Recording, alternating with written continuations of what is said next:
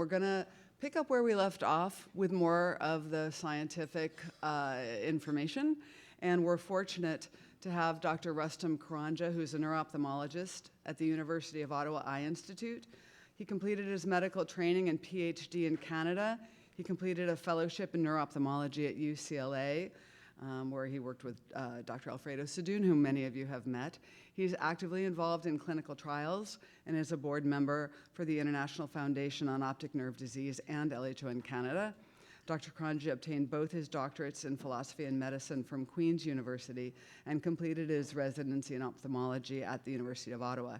He's currently an assistant professor and vice chair of research at the University of Ottawa and holds the Junior Clinical Research Chair Fellowship for Ophthalmology. What's really important, though, is he is one of the very few experts on LHON. He cares tremendously about this disease. He cares about all of us as patients. He just works tirelessly for all of us. He's on the board of the LHON Canada group and was instrumental in the conferences they've been having up there. He comes to these meetings and talks to us. We're super fortunate to have him on our team. Please welcome Dr. Rustum Karanjia.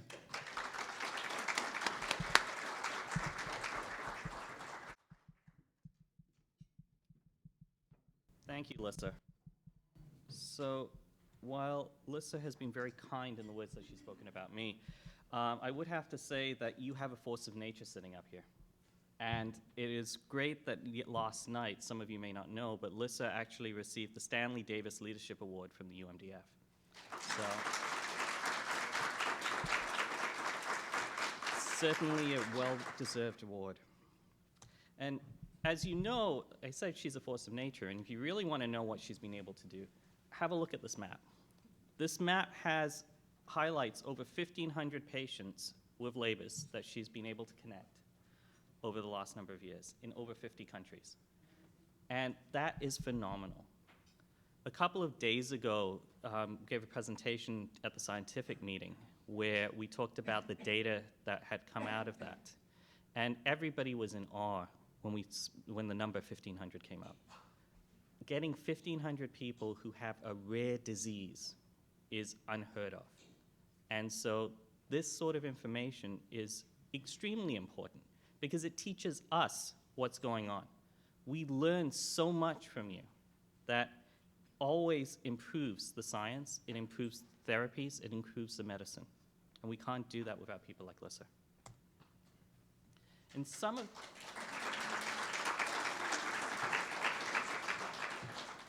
And to give you a sense of what some of that data showed was we have always talked about this disease being affecting young adult males. And if you look at some of the textbooks, if you go back 10, 15 years, it was deemed to be a disease exclusively of young adult males. And if you look around the room here, it's not young adult males. So understanding that and learning from that is something that we've had to change, and it's something that we're trying to get out there, and it's slowly increasing in knowledge, and it's slowly getting more appreciated. So if you have a look at the graphs here, we have a graph, right over here, which is the classical curve for male patients. You see a peak in the second and third decade of life, and then it slowly tapers off. But what's remarkable is if you have a look over here, this is female patients. And you have a line that basically is almost flat, goes up a little bit at around 15, and then comes down again a little bit about 55. But the numbers continue all the way up into the 80s. So it doesn't matter what age this disease has an effect. But when you combine these two curves, you still see that overwhelmingly you have an influence in the second and third decade, and that is largely due to the males. The other remarkable thing is that with 1,500 patients, you can start doing stats that show that 25% of the patients are female. If you only have 100 or 200 patients, it's more likely that you're going to miss a lot more female patients. And some of this can turn into a self-fulfilling prophecy. If the textbook says that this is a disease of young adult males, most people are not going to even consider it for a female patient. And as a result, they're going to get misdiagnosed, or they're not going to get the diagnosis that they need. And so you end up in a situation where the numbers may not truly be the numbers that we expect. And as we learn more and more, we find more and more things like this. So some of that information was collected by Lissa, but we're trying to get other information from you guys. And if you want to participate, there are surveys that we will be bringing out, and those surveys will hopefully help us understand this disease more and understand you more so that we can figure out better ways to help you. Currently, there's one survey that we've put up. It's at LHONsurveys.com, and it's for female patients. So if there are any female patients that are interested in completing the survey, either carriers or affected, they can go online and they can do the survey. And if you type that into your web browser, that'll take you straight to the survey, and you can complete it on there. It is anonymous. We don't ask for any contact information or anything like that. And it's being run through UCLA, so we have all of the patient privacy requirements in place from that aspect as well.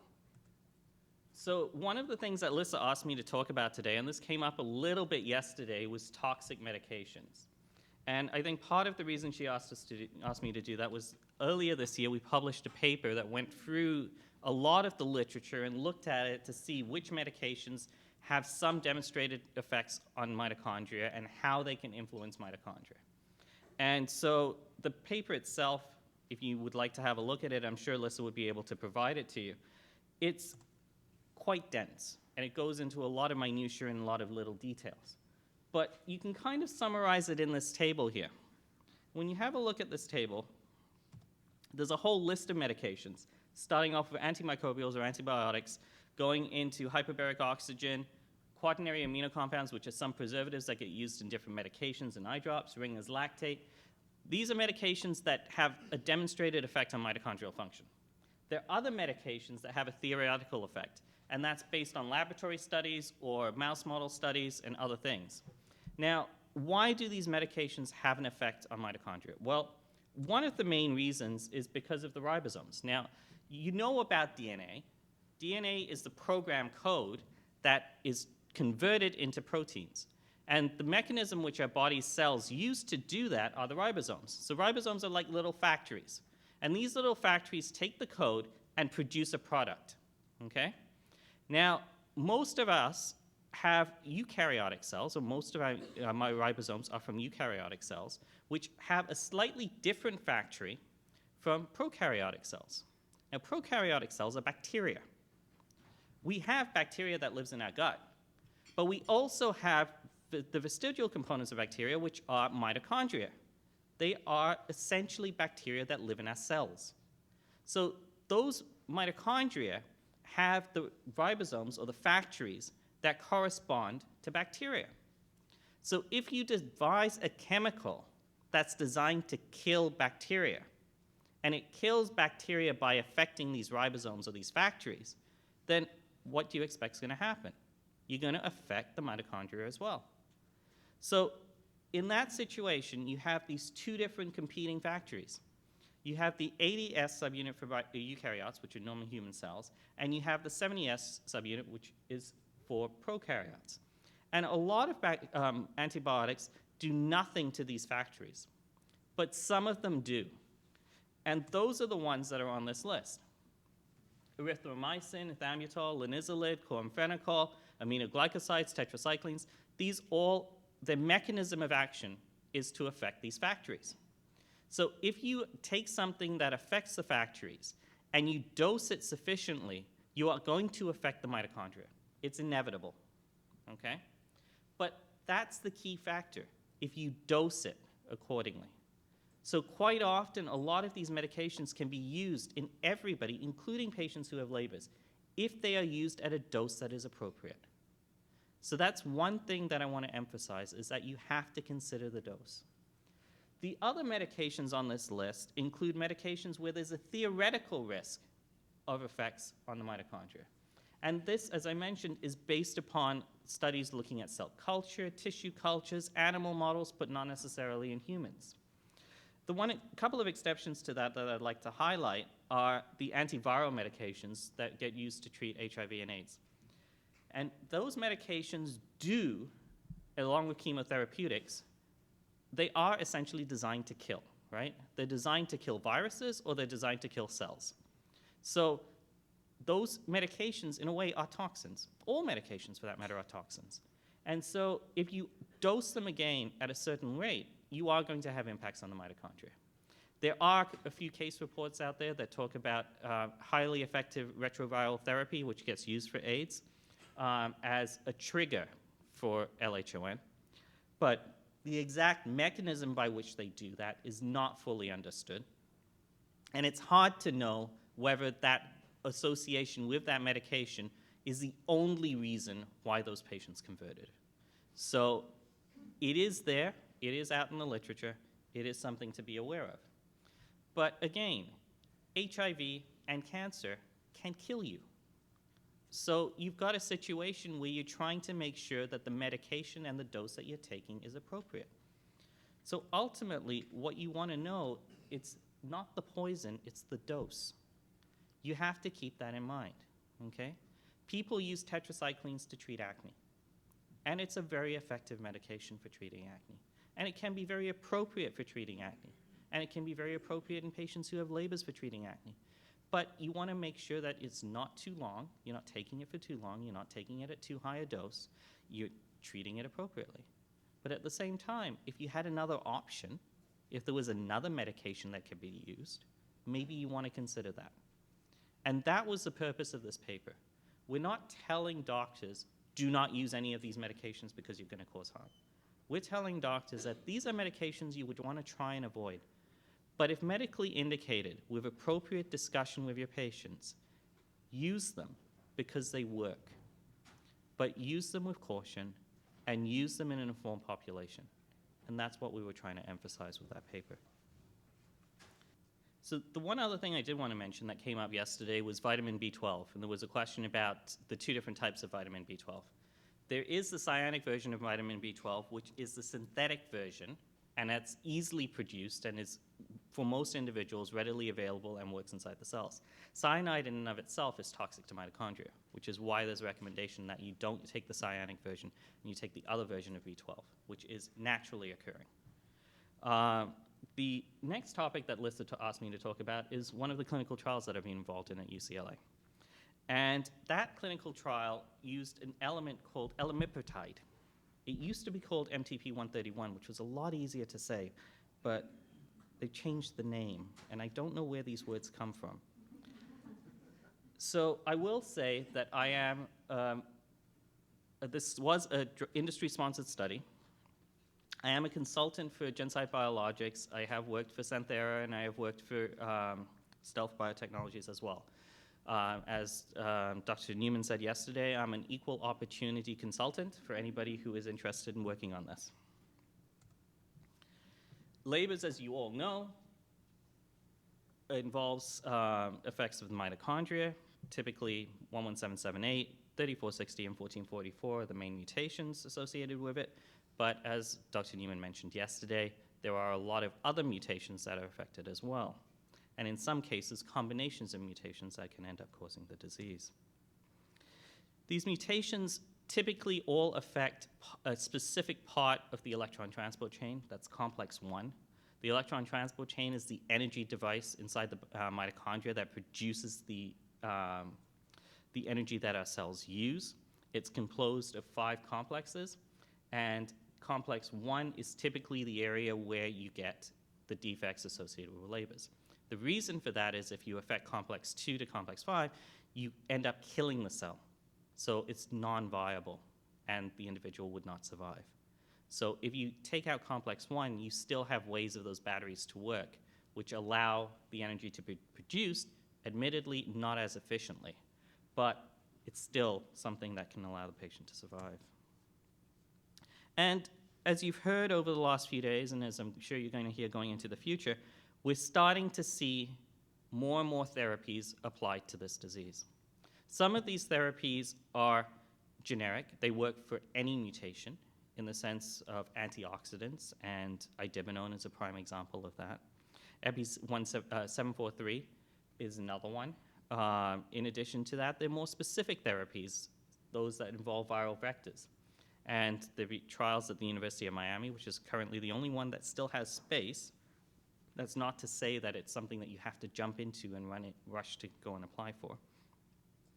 Genzyme Biologics, they just concluded their most recent trial enrollment. And then there was also the study that's happening in China. The data from them has been a little bit confusing, and we'll talk about that in a little bit as well. But the study I want to talk about today is Elamipretide. Now, Elamipretide is an eye drop, and we know that mitochondria function in a variety of different states. Mitochondria have little folds in them, and these folds are called cristae. And if those cristae are disrupted when we look at it on a pathological slide, it means the mitochondria were not healthy. Now, some of that happens when the tissue dies, because otherwise we don't get it on the slide. But at the same time, it can happen in the body itself, and it can lead to something called apoptosis, which is programmed cell death. And so if you get disruption of the cristae and the disorganization of the mitochondria, you start to have toxic effects. Elamipretide has been demonstrated to be involved and co-localized with an element called cardiolipin in the inner membrane of the mitochondria, which form those cristae. So it helps fold and maintain the folds inside the mitochondria, which results in something called supercomplex formation. And all that really means is that it brings those complexes, 1 to 5, in a coordination with each other, such that they align up appropriately so the electron can move more efficiently across the chain. This increases ATP production and efficiency of the respiratory chain, and it also decreases reactive oxygen species. So this was thought to be a good candidate medication in order to be able to treat patients with labors. And so a randomized double-masked clinical trial was started, and the main point of this clinical trial was to see whether or not the medication was safe. Okay? It was a phase 2 trial, it was not a phase 3 trial. The secondary endpoints were things that we wanted to see whether or not it was effective. So we looked at visual acuity, we looked at retinal nerve fiber layer, we looked at color vision, we looked at contrast sensitivity, and we also used a questionnaire that's devised by the National Eye Institutes that asks questions specific to vision to see how much it's having an impact on patients' lives. The patients were selected above the age of 18 and under the age of 50, and they had to have been affected for at least 1 year. The program involved screening the patients. Then after that, they were randomized, if they qualified, to one of 2 arms. 4 of the individuals out of the 12 ended up getting the medication in both eyes, and we didn't know, and they didn't know which ones were those. And then 8 of the individuals got the medication in one eye and got the placebo drop in the other eye.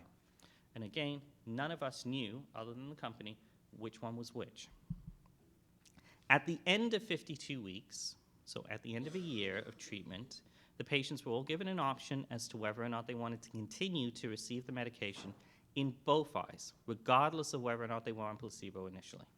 So everybody in the open label extension portion of the study received the medication in both eyes. And so what did we find? Well, first off, we met our primary outcome measure, which was the medication was not toxic, okay? We did have some patients who had issues with blood glucose, so blood sugar, as well as cholesterol issues, but those pre-existed prior to enrolling inside the trial. We also had some issues with topical irritation, so the drops stung a little bit. Some people had some redness issues and other things, but these were not at a rate higher than what we would expect for any medication that we use topically on the eye. So if you look at glaucoma studies, these rates were very similar to those. But what's more interesting is when we start looking at the secondary outcome measures. Those were the things looking for efficacy to see whether or not this medication worked. And when you look at the visual acuity, which is the one thing that the FDA really wants to see an improvement in, it did slowly get better. It slowly trended up. The challenge was the placebo eye also slowly got better. Now, this becomes really puzzling. Why is it that the eye that we didn't treat got better? And this is something that Dr. Newman alluded to earlier as well when she was talking about the clinical trials with the gene therapy. And this is a puzzle we haven't figured out yet. One of the arguments is maybe we haven't really known what happens in patients because we don't follow them closely enough to see this sort of improvement. But what was more interesting is that once we started the open label extension portion of the study, both eyes continued to get better. And even the eye that was receiving the placebo actually improved more than the eye that was on original therapy, suggesting a catch-up. in terms of the placebo-treated eyes. And overall, the study showed a letter gain of 7.1 letters. Now, this is less than what was found in the gene therapy studies, but it is still significant. But what was more interesting is that while we had a 7.1 letter gain in visual acuity, when we looked at contrast sensitivity, there was an improvement there, which was statistically significant.